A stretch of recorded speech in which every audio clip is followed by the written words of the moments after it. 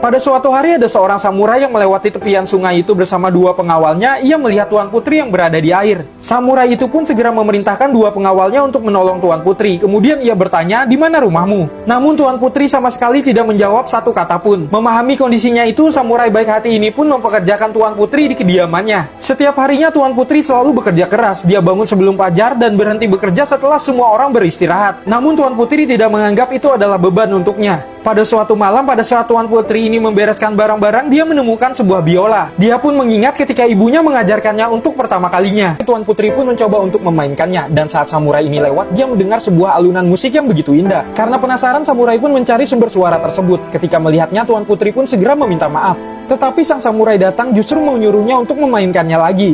Tuan Putri memainkan sebuah musik yang begitu indah yang seakan belum pernah ia dengarkan selama hidupnya. Dan di momen itulah Tuan Putri menceritakan kisah hidupnya yang kelam. Pada musim gugur, kedua orang tua samurai ini mencarikan istri untuknya, tetapi dia menolak karena dia telah jatuh cinta dengan sang Tuan Putri. Namun kedua orang tuanya itu tentu tidak setuju anaknya menikahi seorang wanita aneh. Tuan Putri yang ternyata berada di depan pintu pun ternyata mendengarnya. Dia sangat senang dan juga sangat sedih. Ia memikirkan bagaimana dirinya yang sangat jelek berkepala pot bunga ini bisa pantas menjadi istrinya sang samurai.